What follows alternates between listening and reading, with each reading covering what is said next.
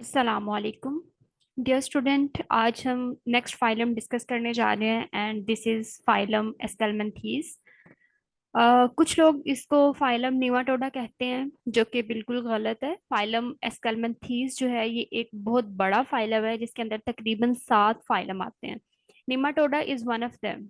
ठीक है, तो फाइलम एस्केलमेंथीज में 7 डिफरेंट फाइलम आते हैं। निमाटोडा भी इसी का एक सब फाइलम है।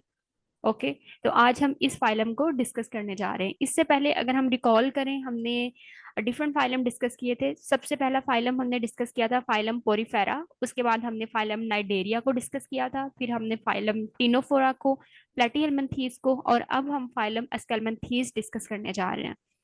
कीप इन माइंड के जो हमने पहले फाइलम डिस्कस किए हैं उससे जितने भी हम नेक्स्ट फाइलम डिस्कस करेंगे वो हमेशा एडवांस फीचर्स के साथ हम डिस्कस करेंगे। ठीक है, तो कुछ फीचर्स जो हैं वो जनरल हैं, जैसे कि शेयर करें। जैसे पीछे हमने करेक्टर्स पढ़े थे पीछे वाले फाइलम्स में, वही करेक्टर यहाँ पर भी कुछ होंगे, लेकिन कुछ ऐसे फीचर्स हैं जो पहले नहीं थे, वो अब जो हैं वो इवॉल्व हुए हैं। तो चले हम पहले इसकी एवोल्यूशनरी पर्सपेक्टिव देखते हैं एस्केलमेंथीस का। डिफरेंट साइंटिस्ट ने इसके बारे में डिफरेंट व्यूज पेश किए। पहला हाइपोथेसिस ये सुजेस्ट करता है कि जो एस्केलमेंथीस है ये मोनोफाइलेटिक लीनिएज है। मोनोफाइलेटिक लीनिएज का मतलब है कि इसके अंदर जितने भी फाइलम है, चाहे 7 फाइलम है, जितने भी फाइलम है, वो तमाम उनकी क्यूटिकल, उनकी बाहर वाली कवरिंग, और उसके अंदर मतलब जितने भी करेक्टर्स हैं वो तमाम एक ही इंसेस्टर से उनकी एवोल्यूशन हुई है। ठीक है, तो इसका मतलब है पहला हाइपोथेसिस ये शो करता है कि एस्केलमेंथीज के फाइलम्स में मोनोफाइलेटिक लीनिएज प्रेजेंट है, यानी कि सबके इंसेस्टर क्या है, सेम है। सेकेंड हाइपोथेसिस ये सुजेस्ट करता है कि एस्केलमेंथीज के जो डिफरेंट फाइलम्स हैं ये पॉलीफाइलेटिक लीनिएज से बिलोंग करते हैं, यानी कि इन सबके इंसेस्टर डिफरेंट है। इस हाइपोथेसिस की वजह यह है कि साइंटिस्ट ने स्टडी किया और इन्होंने कहा कि अगर एक भी करेक्टर दूसरे फाइलम में नहीं है तो इसका मतलब है कि वो सेम उनका इंसेस्टर नहीं है। ठीक है, तो इसलिए ये हाइपोथेसिस ये डिस्क्राइब करता है कि पॉलीफाइलेटिक लीनिएज से इन सब की एवोल्यूशन हुई है। जो थर्ड हाइपोथेसिस है वो ये एक्सप्लेन करता है कि मोनोफाइलेटिक लीनिएज भी है इनमें और पॉलीफाइलेटिक लीनिएज भी है इसमें। इसका क्या मतलब है? इसका मतलब ये है कि मोनोफाइलेटिक लीनिएज मतलब जैसे हमने जनरल करेक्टर्स में पढ़ा था, एनालोगस और होमोलोगस, यानी कि इंसेस्टर सेम है। यानी कि मोनोफाइलेटिक हो गया, और पॉलीफाइलेटिक मतलब ये कि बाद में जाके इन्होंने कन्वर्जेंट एवोल्यूशन शो की है। ठीक है, यानी कि एनालोगस स्ट्रक्चर्स इसमें थी। तो ये हाइपोथेसिस जो है ये मोस्ट एक्सेप्टेबल है, जिसमें मोनोफाइलेटिक लीनिएज और पॉलीफाइलेटिक लीनिएज दोनों से इन फाइलम की क्या हुई है, एवोल्यूशन हुई है। ठीक है, अब हम इनके जनरल करेक्टर्स की डिस्कस कर लेते हैं। सबसे पहली बात तो ये कि ये फ्री लिविंग भी हैं और पैरासिटिक भी हैं। ठीक है, मेजॉरिटी इसमें जो है वो पैरासिटिक है। ये सॉइल में भी हैं, फ्रेश वाटर में भी हैं, और पैरासाइट भी है। और पैरासाइट प्लांट का भी हो सकता है, एनिमल का भी हो सकता है, और ह्यूमंस का भी हो सकता है। ठीक है, इसके बाद इनमें जो सिमेट्री है यानी कि बॉडी की जो अरेंजमेंट है it is always bilateral. Bilateral symmetry अगर हम रिकॉल करें तो कहाँ से स्टार्ट हुई थी? प्लेटीहेल्मिन्थीज से बाइलेटरल सिमेट्री स्टार्ट हो गई थी, और नाइडेरिया में रेडियल सिमेट्री प्रेजेंट थी। उससे पहले जो पोरीफेरा था उसमें कोई सिमेट्री प्रेजेंट नहीं थी। ठीक है, और ट्रिप्लोब्लास्टिक जो है यानी कि 3 जर्म लेयर्स हैं, एक्टोडर्म, एंडोडर्म और मेसोडर्म, और ये जो 3 जर्म लेयर हैं, 3 बॉडी वॉल्स हैं, ये भी प्लेटीहेल्मिन्थीज से स्टार्ट हो गया था।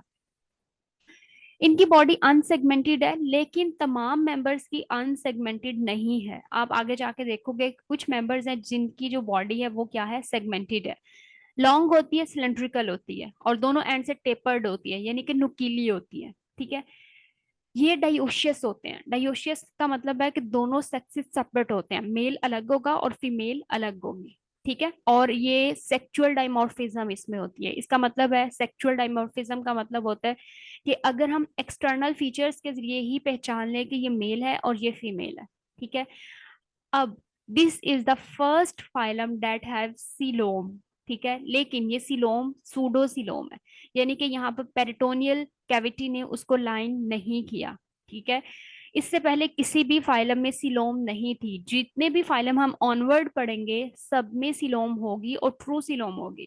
ठीक है, तो ये बहुत इंपॉर्टेंट करेक्टर है कि इसका जो स्पेसिफिक करेक्टर है वो क्या है कि सूडोसिलोम है, यानी कि इसमें कैविटी प्रेजेंट है लेकिन वो सूडो है।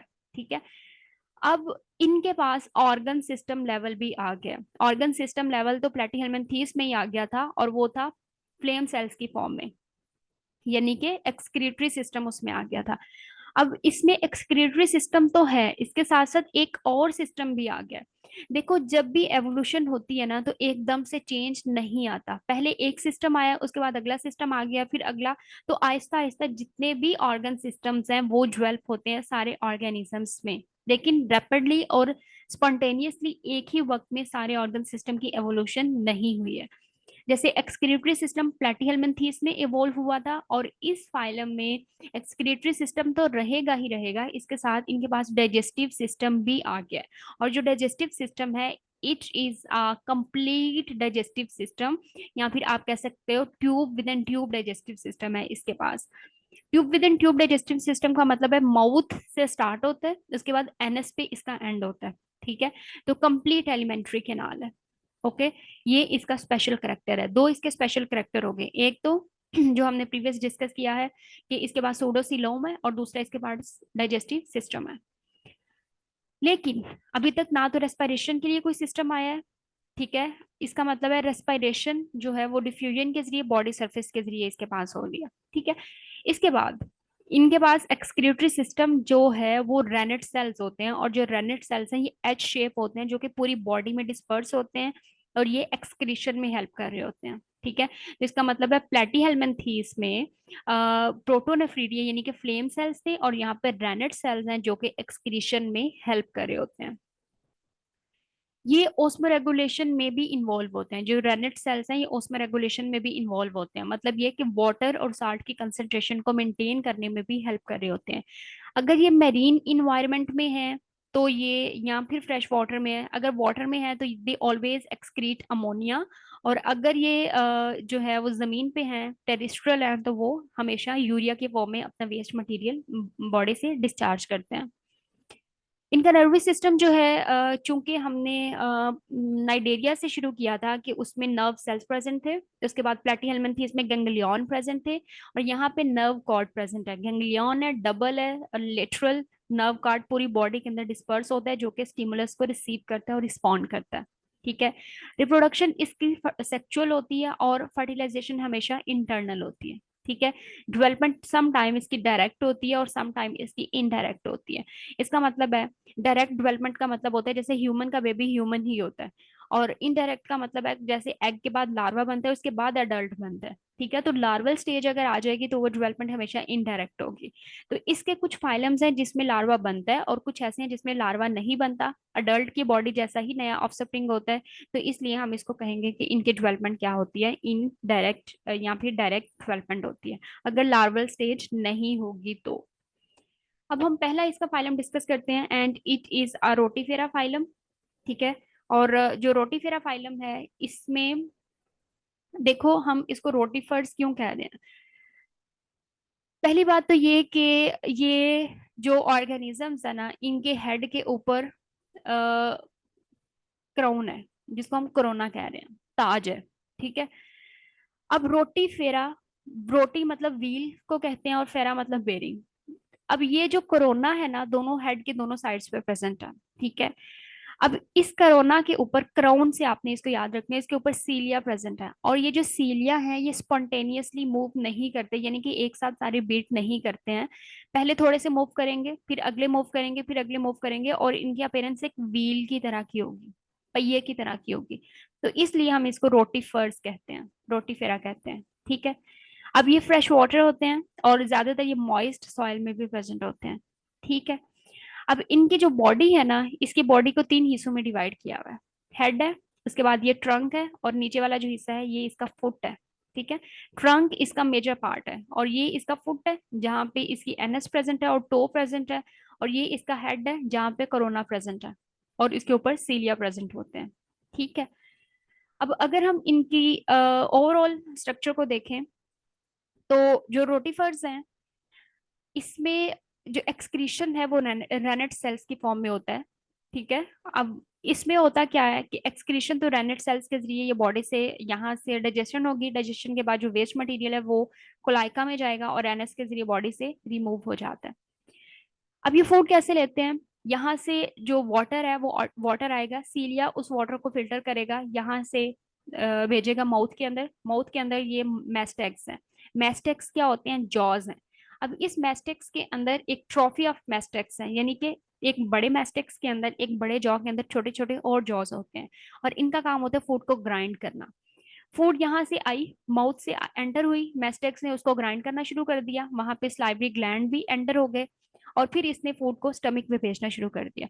स्टमक में जाके फूड की डाइजेशन होगी, ठीक है, और उसके बाद इंटेस्टाइन में जाएगी, इंटेस्टाइन में डाइजेशन भी होगी कंप्लीट, और उसके बाद एब्जॉर्प्शन होगी, एब्जॉर्प्शन के बाद जो वेस्ट मटेरियल है वो एनएस के जरिए कोलाइका में एंटर होगा, और कोलाइका से एनएस में, एनएस के जरिए बाहर चला जाएगा, ठीक है। अब इसमें होता क्या है, अगर हम इसकी रिप्रोडक्शन की बात करें तो यहाँ पे जर्मो वाइटलिन जो मेम्ब्रेन है, सेल्स हैं यहाँ पे प्रेजेंट होते हैं, जो कि यहाँ पे यॉर्क बनाते हैं, और यहाँ पे वो एग के फॉर्मेशन में हेल्प कर रहे होते हैं। एक्चुअली अगर हम इनकी रिप्रोडक्शन की बात करें ना, तो इनकी रिप्रोडक्शन दो तरीकों से होती है। ए मिक्टिक एग होते हैं और दूसरे होते हैं मिक्टिक। ए मिक्टिक का मतलब है, ए का मतलब होता है विदाउट, मिक्टिक का मतलब होता है ब्लेंड। मतलब ये कि जहाँ पे ब्लेंडिंग नहीं हो रही, यानी कि मेल और फीमेल के गैमेट्स फ्यूज नहीं हो रहे हैं, वो ए मिक्टिक है। और जहाँ पे फ्यूजन हो रही है वो मिक्टिक है। अब हमें पता है कि फ्यूजन कब होती है? During sexual reproduction. और फ्यूजन कब नहीं होती? जब जब एसेक्सुअल रिप्रोडक्शन होती है, ठीक है। तो होता क्या है कि जब विंटर का सीजन आएगा, विंटर में जो ए मिक्टिक एग्स हैं वो डॉर्मेंट होते हैं, ठीक है। क्या होंगे कि विंटर के अंदर जो ए मिक्टिक एग्स हैं वो डॉर्मेंट होते हैं, और वो वेट कर रहे होते हैं स्टिमुलस का कि कब विंटर जाएगी। और जब जब विंटर जाएगा तो फिर ए मिक्टिक जो एग्स हैं वो ए मिक्टिक फीमेल में डेवलप हो जाएगी। फिर ए मिक्टिक जो फीमेल है वो डिप्लॉयड एग्स बनाएंगे, क्योंकि यहाँ पे जो, फॉर एग्जाम्पल यहाँ पे हम बात करें कि ये है हमारे पास डिप्लॉयड डेस्टिंग एग्स, ठीक है। अब ये जो एग्स हैं ये हैं ए मिक्टिक एग्स। यहाँ पे स्टिमुलस आया, यहाँ पे बहुत ज्यादा विंटर है, और जब विंटर खत्म होगा, स्टिमुलस आया, तो यहाँ से डिप्लॉयड फीमेल ए मिक्टिक बनेगी, ठीक है, क्योंकि यहाँ पे कोई फ्यूजन नहीं हुई है, और यहाँ पे हमेशा माइटोसिस होगी, यहाँ पे हमेशा माइटोसिस होगी। डिप्लॉयड फीमेल्स बनेगी, फिर ये फीमेल जो है वो एग ले करेगी, वो भी डिप्लॉयड होंगे, फिर वो फीमेल बनाएगी, फिर वो अगेन एग ले करेगी, और ये पूरा साइकिल चलता है, जहाँ पे पार्थिनोजेनेसिस होती है और माइटोसिस होगी, जहाँ पे कोई फ्यूजन नहीं होगी। इसका मतलब है डिप्लॉयड एग से डिप्लॉयड फीमेल बनेगी, और 2n है ये। अब अगेन क्या होगा कि विंटर जब खत्म होगी तो अगेन अगला साइकिल स्टार्ट होने, मतलब अगर अगली विंटर आने से पहले क्या होगा, ये जो डिप्लॉयड फीमेल है इसमें इन्वायरमेंटल स्टिमुलस आएगा, और इसमें मियोसिस स्टार्ट हो जाएगी। मियोसिस के बाद ये हैप्लॉयड एग्स बनाएंगे। हैप्लॉयड एग्स जो हैं ये हैप्लॉयड मेल्स बनाएंगे, और हैप्लॉयड मेल्स जो हैं, जब अगर ये एग्स जो है ये मेल और फीमेल हैं दोनों फ्यूज करेंगे तो फर्टिलाइजेशन होगी, फर्टिलाइजेशन के बाद ये एमिक्टिक फीमेल बना देंगे, और जो मेल है वो हैप्लॉयड बनेगा, ठीक है। लेकिन अगर फीमेल बननी है तो वो हमेशा डिप्लॉयड बनती है। तो इस तरीके से इनमें सेक्सुअल रिप्रोडक्शन और एसेक्सुअल रिप्रोडक्शन चल रही होती है। अब जो अगला फाइलम है, it is a phylum kinorhyncha. Phylum kinorhyncha जो है ना, ये दो वर्ड्स हैं। काइनो का मतलब होता है मोशन, और रैंका का मतलब है स्नाउट। देखो, ये इसकी है स्नाउट, और इसकी जो स्नाउट है ना ये बिल्कुल ऐसी है जैसे ह्यूमन की में टंग होती है वो प्रोट्रूडेड होती है, मतलब हम टंग को बाहर निकालते हैं फिर अंदर भी लेके आ सकते हैं। तो इसी तरह से इसकी जो स्नाउट है वो बाहर जाती है और उसके बाद अंदर भी वापस आ सकती है, यानी कि नेक के अंदर, ये है इसकी नेक, और इसके नेक रीजन में जो स्नाउट है वो बाहर भी आ सकती है और अंदर भी वापस जा सकती है, ठीक है। इसलिए हम इसको काइनोरैंका कहते हैं। ये स्मॉल होते हैं, इसका जो डायमीटर है वो तकरीबन 1 मिलीमीटर, 1 मिलीमीटर तक होता है। ये सेगमेंटेड होते हैं, और इसके पास कोई लिम्स नहीं होती, कोई टांगे इसमें नहीं होती, और ये एक्सक्लूसिवली मैरीन है, ठीक है। हमने लास्ट फाइलम में टीनोफोरा में डिस्कस किया था कि टीनोफोरा, नाइडेरिया, सॉरी, टीनोफेरा फोरा, इकाइनोडर्मेटा और हेमिकॉर्डेटा, ये सारे एक्सक्लूसिवली मैरीन है, यानी कि मुकम्मल तौर पर सी में रहते हैं और बॉटम में रहते हैं। इसके साथ साथ जो काइनोरैंका है it is also exclusively marine. बाकी जो फाइलम्स हैं कुछ मैरीन होते हैं कुछ फ्रेश वाटर होते हैं, ठीक है। तो ये चीज आप लोगों ने याद रखनी है। अब अगर हम इसकी स्ट्रक्चर देखें तो इसमें देखो जो सबसे बाहर वाली ये जो कांटों की तरह की स्ट्रक्चर है, ये वाली जो कांटों की तरह की स्ट्रक्चर नजर आ रही है, इसको हम ओरल स्टेलेट कहते हैं। ठीक है। उसके बाद है इसका ओरल कोन, ये जो है इसका माउथ है, इसको हम ओरल कोन कहते हैं। उसके बाद इसकी नेक रीजन स्टार्ट हो जाती है, ये है इसकी नेक रीजन। और नेक रीजन जो है इसमें क्या होगा, ओरल में स्नाउट होगा, उसके बाद नेक रीजन है, सेकंड सेगमेंट है। जो माउथ है ये इसका फर्स्ट सेगमेंट है, उसके बाद इसका जो नेक रीजन है ये सेकंड सेगमेंट है। उसके बाद ये जो पूरी बॉडी है, ये सारे के सारे सेगमेंट जो इसमें आते हैं, तकरीबन इसमें 9 रोज होती हैं। ठीक है। तो ये सारे के सारे इसमें सेगमेंट्स प्रेजेंट होते हैं और ये सेगमेंटेड वर्म है। ठीक है। अब देखो ये जो इसकी नेक रीजन है ना, यहाँ पे ये ये इसकी नेक रीजन है। ठीक है। अब नेक रीजन जो है इसके ऊपर ये इसके स्केलेट्स प्रेजेंट होते हैं और ये प्लेसिड्स प्रेजेंट होते हैं। ये प्लेसिड्स हैं और ये स्केलेट्स हैं। ठीक है। नेक रीजन में दो तरह के सेल्स हैं, ये जो हैं ये स्केलेट्स हैं और ये क्या है, ये प्लेसिड्स हैं।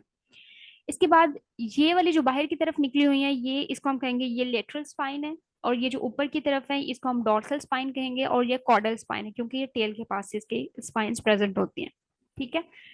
अब इसमें अगेन बाकी सारे फीचर्स तकरीबन सेम होते हैं, यानी कि प्रोटोनेफ्रीडिया प्रेजेंट है जो कि एक्सक्रीशन में हेल्प करता है। एक्सक्रीशन करने के बाद नेफ्रीडियोपोर के जरिए वेस्ट मटेरियल को बॉडी से बाहर निकाल दिया जाता है।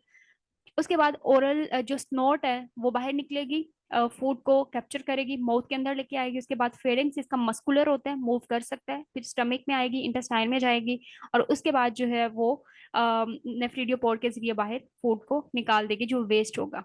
ठीक है। इसके अलावा इसमें ओवरी होती है जो कि एग की प्रोडक्शन कर रही होती है, और इसमें रिप्रोडक्शन भी सेक्सुअल हो रही होती है। उसके बाद जो अगला फाइलम है, इट इज अ फाइलम नीमाटोडा। जो फाइलम निमाटोडा है इसको हम राउंड वर्म्स कहते हैं, और ये 28,000 इसके स्पीशीज हैं। ठीक है। और ये अनसेगमेंटेड वर्म्स होते हैं। ठीक है।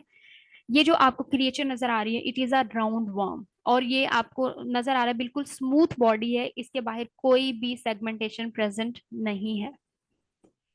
बॉडी इसकी भी वेल लेटरल है, सिलेंड्रिकल है, टिश्यू लेवल ऑर्गेनाइजेशन है, बॉडी कैविटी है यानी कि सूडोसिलोम है, एलिमेंट्री कैनाल है, सेक्चुअली डायमॉर्फिक है, सर्कुलेटरी सिस्टम इसमें प्रेजेंट नहीं है, और ना ही रेस्पिरेटरी सिस्टम है, फ्री लिविंग है और पैरासिटिक है।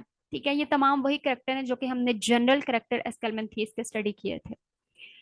इसके बाद ये भी पैरासिटिक भी हैं, और हम देखेंगे भी कि कौन से जो निमाटोड है वो ह्यूमंस के अंदर डिजीज कॉज कर रहे हैं। फर्टिलाइजेशन इसमें इंटरनल होती है, रिप्रोडक्शन इसकी सेक्सुअल होती है, इसमें मोल्टिंग होती है। एक बहुत इंपॉर्टेंट फीचर जो एस्केलमेंथीस का है, इट इज अ क्यूटिकल, बाहर वाली कवरिंग इसमें होती है, और इसमें मोल्टिंग का प्रोसेस होता है। मोल्टिंग का मतलब होता है शेडिंग ऑफ एक्सोस्केलेटन। एक्सोस्केलेटन को ये शेड ऑफ करते रहते हैं और उसके बाद अपनी साइज को ग्रो करते हैं और अडल्ट स्टेज पे पहुंचते हैं। इसी को हम मोल्टिंग या एक डाइसिस कहते हैं। बॉडी वॉल, इसमें जो मसल्स हैं वो सिर्फ लॉन्गिट्यूडनल होते हैं, इसमें सर्कुलर मसल्स एब्सेंट होते हैं। ठीक है। अमेबॉइड सेल्स हैं जो कि स्पर्म्स हैं, और इसमें कीमोसेंसरी ऑर्गन्स भी प्रेजेंट होते हैं। ठीक है।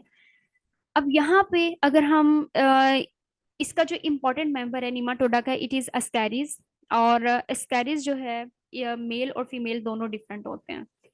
इसमें जो मेल है ये शॉर्ट होता है और जो फीमेल है ये लॉन्ग होती है। ठीक है। और मेल के अंदर एक ही ऑर्गन है जहां से एक्सक्रीशन एक्सक्रीटरी प्रोडक्ट भी निकलते हैं और स्पर्म्स भी रिलीज होते हैं, जबकि फीमेल के अंदर दो सेपरेट ओपनिंग्स हैं। एनएस इसकी डिफरेंट है। ठीक है। और यहाँ पर इसकी जो एक्सक्रीटरी सिस्टम है वो डिफरेंट होगा, और जो एग गोनोपोर है वो इसका डिफरेंट होता है। गोनोपोर के जरिए ये एग को रिलीज करती है, और एनएस के जरिए या फिर एक्सक्रीटरी सिस्टम के जरिए अपने वेस्ट मटेरियल को बॉडी से रिमूव करती है। सेक्सुअल डायमॉर्फिज्म में देखने से ही पता चलता है कि मेल शॉर्ट है और फीमेल जो है ये लॉन्ग होती है। ठीक है। दूसरा ये कि इसकी दो ओपनिंग्स होंगे तो it will always a female, और अगर सिंगल ओपनिंग होगी तो it will always a male. ठीक है। अब इसमें क्या होता है कि जो फीमेल इसमें सेक्सुअली प्रोडक्शन होती है, और सेक्सुअली प्रोडक्शन में जो मेल है वो स्पर्म्स को प्रोड्यूस करता है, और यहाँ पे ये जो स्ट्रक्चर नजर आ रही है इसको हम क्लैटोरस कहते हैं। ये जो क्लैटोरस है ये गोनोपोर को ओपन करता है, और गोनोपोर को ओपन करके अपने स्पर्म्स को डिपॉजिट कर देता है। ठीक है। और गोनोपोर को ओपन करके स्पर्म्स को डिपॉजिट कर देगा, वहां पे फर्टिलाइजेशन होगी, और फिर इसकी जो है वो डेवलपमेंट स्टार्ट हो जाती है, और न्यू ऑफस्प्रिंग यहाँ पे प्रोड्यूस हो जाता है।